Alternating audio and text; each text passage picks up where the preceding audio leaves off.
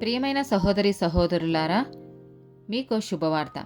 2025 సంవత్సరంలో మొత్తం 365 అంశాలను మీతో పంచుకోబోతున్నాము.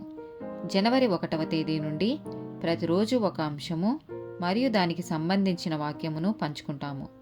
దయచేసి ఆ వాక్యములను వినండి, ధ్యానించండి మరియు ఆశీర్వదించబడండి. దయచేసి సబ్స్క్రైబ్ చేయండి మరియు మీ స్నేహితులతో పంచుకోండి. ధన్యవాదాలు.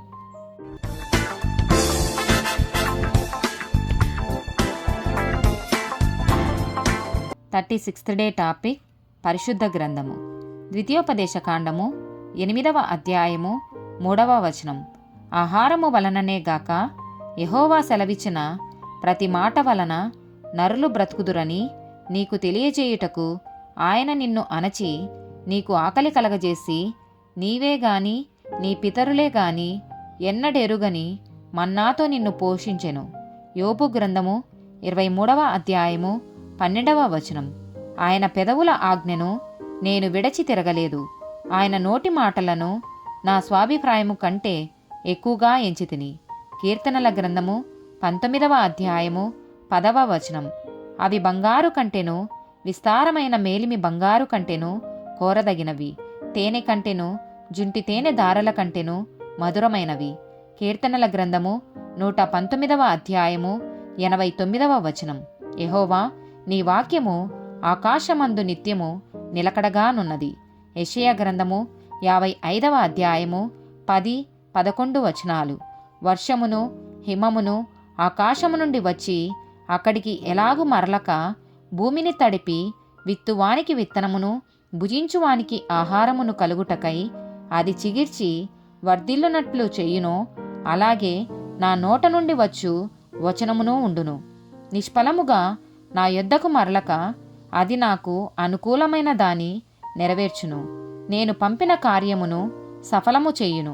ఇర్మియా గ్రంథము 23వ అధ్యాయము 29వ వచనం. నా మాట అగ్ని వంటిది కాదా, బండను బద్దలు చేయు సుత్తె వంటిది కాదా. మత్తయి సువార్త 5వ అధ్యాయము 18వ వచనం. ఆకాశమును భూమియు గతించిపోయిననే గాని ధర్మశాస్త్రమంతయు నెరవేరు వరకు దాని నుండి ఒక పొల్లైనను ఒక సున్నా అయినను తప్పిపోదని నిశ్చయముగా మీతో చెప్పుచున్నాను. మత్తయి సువార్త 24వ అధ్యాయము 35వ వచనం. ఆకాశమును భూమియు గతించును గాని నా మాటలు ఏమాత్రమును గతింపవు. ఎఫెసీయులకు రాసిన పత్రిక 6వ అధ్యాయము 17వ వచనం.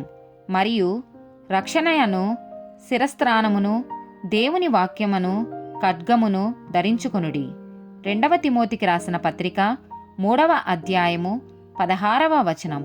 దైవజనుడు సన్నద్ధుడై ప్రతి సత్కార్యమునకు పూర్ణముగా సిద్ధపడి ఉండునట్లు దైవావేశము వలన కలిగిన ప్రతి లేఖనము ఉద్దేశించుటకును ఖండించుటకును తప్పుదిద్దుటకును నీతియందు శిక్ష చేయుటకును ప్రయోజనకరమై ఉన్నది. ఆమేన్.